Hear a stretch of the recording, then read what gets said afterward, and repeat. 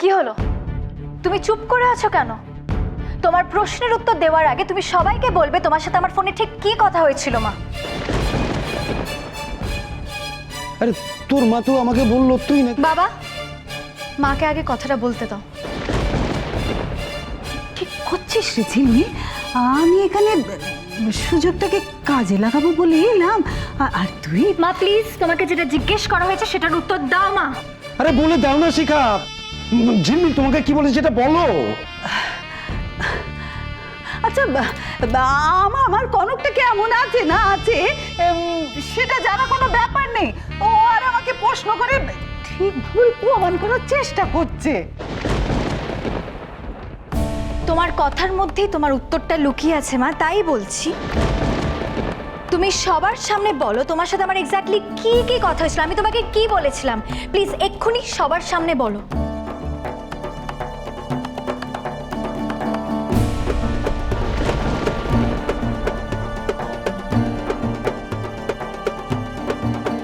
ও আমাকে বলেছে কনক পুড়ে গেছে। হ্যাঁ, পুড়ে গেছে, কিন্তু কিসে কিভাবে পুড়েছে সেটা কেন বাদ দিচ্ছ? আমি তো তোমাকে সবই বলেছি। বলো কিসে পুড়েছিল কনক? স্ত্রীতে। ও তাই না? স্ত্রীতে পোড়া তো একটা ছোট্ট অ্যাক্সিডেন্ট মা, কিন্তু তার মানে তো এইটা দাঁড়ায় না যে শ্বশুর বাড়ির লোকেরা মিলে কনককে পুড়িয়ে মারার চেষ্টা করেছে। শোন, সব সময় এসব মাথায় থাকে না। আর তাছাড়া আমি কদিন আগে টিভিতে একটা সিরিয়াল দেখেছিলাম, সেখানে একটা দরজাল শাশুড়ি টিভির সুইচটা অন করে রেখেছিল, আর বৌমা সেটা ধরলো, আর বাস আমার তিলকে তাল করার অভ্যাসটা তোমার এখনো গেল না শিখা। আমি তোমাকে বলেছিলাম ঝিলমিল তোমাকে কি বলেছে সেটা ভালো করে শুনে নিয়ে। সব দোষ আমার হলো তো? এতই যদি ছোট ব্যাপার ছিল তাহলে ঝিলমিল আমাকে ফোন করে জানালো কেন গো? আমি যদি আগে জানতাম তোমাকে ফোন করে বললে তুমি এইরকম একটা সিন ক্রিয়েট করতে, তাহলে আমি তোমাকে কিছুতেই জানাতাম না। তবে হ্যাঁ, এসব কিছু থেকে আমি একটা জিনিস শিখেছি মা, সবাইকে সব কথা বলা উচিত না। তুই আমাকে এরকম করছিস কেন? না না, তোমার কোনো দোষ নেই, দোষটা তো আমার। আমি যদি তোমাকে ফোন করে না বলতাম তাহলে তুমি আজকে এভাবে সিন ক্রিয়েট করতে না। এরপর থেকে তো আমার মনে হচ্ছে তোমাকে ফোন করে দেওয়াটাই আমাকে পুরোপুরি বন্ধ করে দিতে হবে। ঝিলমিল, তুই এসব কি বলছিস রে? তুই আমাকে? হ্যাঁ হ্যাঁ হ্যাঁ, ও ঠিকই বলেছে। আর শোন, এবার থেকে ঝিলমিল তুই এটাই করবি। মাকে একটাও তুই ফোন করবি না। হাজারবার বলা সত্ত্বেও তো পাল্টাবে না। আমারও যে কি হয়ে গেল ওই কনকের কথাটা শুনেই। আচ্ছা, ভুল বোঝাবুঝি তো হতেই পারে, ভুল বোঝাবুঝি হতে পারে না? আমারও না না একটু ভুল হয়েছে, তাই বলে তোমরা আমাকে? আপনার ভুল বোঝাবুঝি নিয়ে কোনো প্রবলেম নেই মিসেস গোস্বামী, কিন্তু আপনি বারবার ভুল বুঝে যেটা করেছেন কিংবা করেন, প্রবলেমটা আমাদের সেটা নেই। আর আমাদের কারো ভালো লাগে না মা, প্রত্যেকবার একটা না একটা বিষয় নিয়ে এখানে এসে আমাদের বাড়ির মধ্যে আপনি। আচ্ছা, আমি ক্ষমা চাইছি তোমাদের সকলের কাছে। বাবা, ঘাট হয়েছে আমার।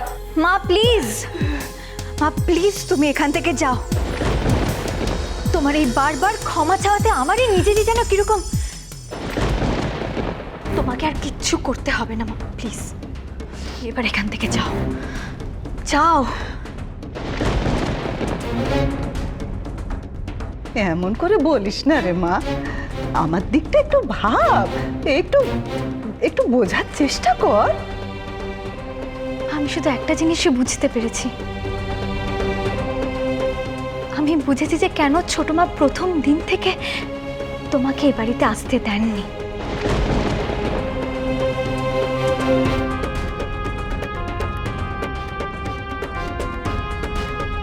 আর আজ আমি তোমাকে বলছি, তুমি প্লিজ এ বাড়ি থেকে যাও, প্লিজ আর কোনোদিনও এ বাড়িতে এসো না মা। আমি উহাদের কাছে ক্ষমা চেয়েছি, এবার কি তোর কাছেও ক্ষমা চাইতে হবে আমায়?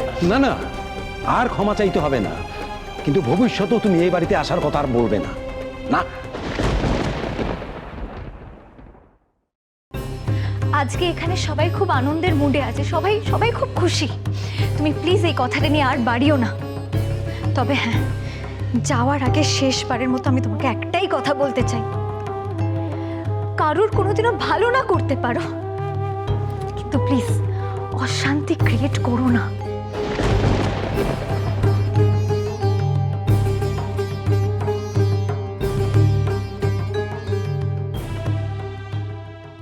মামা,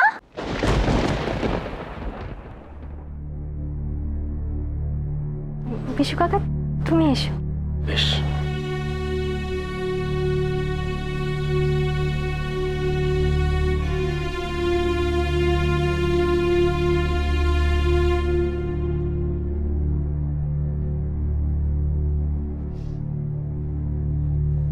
মামা কি হয়েছে? মামি, মামি তুমি কাঁদছো কেন? কি হয়েছে? অনেক পাপ করেছি রে কলম, তাই ভগবান এখন সাজা দিচ্ছেন। হ্যাঁ রে, তোদের কথা ভেবে ছুটে এলেও সবাই ভাবে আমি নাকি কিছু ঘটাতে এসেছি এখানে। শোন, আমি মানছি আমি তো গ্রামের মানুষ, বল, এই শহরের মানুষের মতন অত সাজিয়ে গুছিয়ে কথা বলতে পারি না, কিন্তু তাই বলে সকলে আমাকে।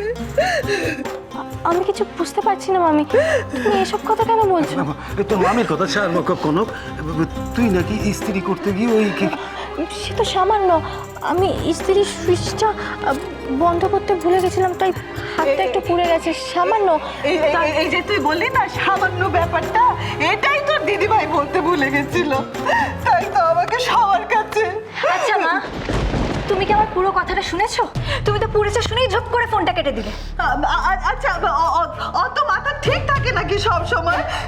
তুই ওরকম বললি, আমি ঘাবড়ে ঘুবড়ে গিয়ে আমি কি করবো? আমার মাথা ঠিক ছিল না।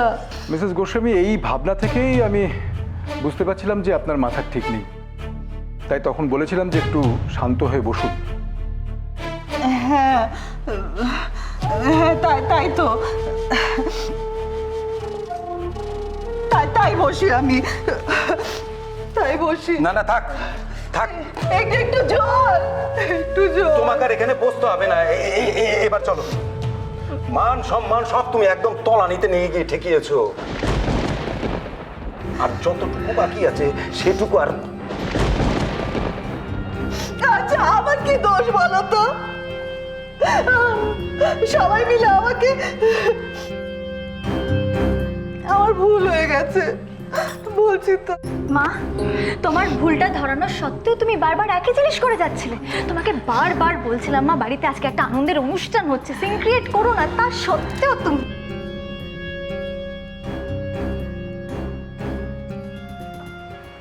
ছোট মা, কাকুমণি, আমি মার হয়ে আপনাদের কাছে হাত জোর করে ক্ষমা চাইছি।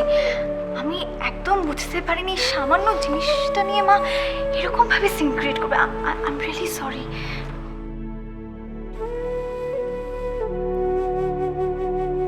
দেখেছেন মিসেস গোস্বামী, এই হচ্ছে আমাদের অভ্রর বউ, এই চৌধুরী পরিবারের ছোট বউ, আমাদের সবার বউমণি।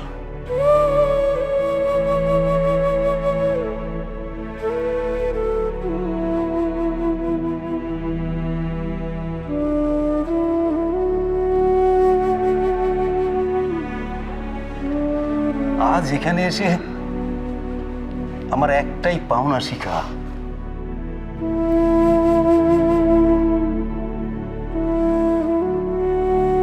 ঝিলমিলকে মানুষের মতো মানুষ হতে দেখা।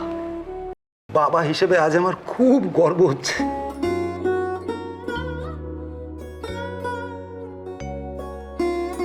আপনাদের অনেক অনেক ধন্যবাদ।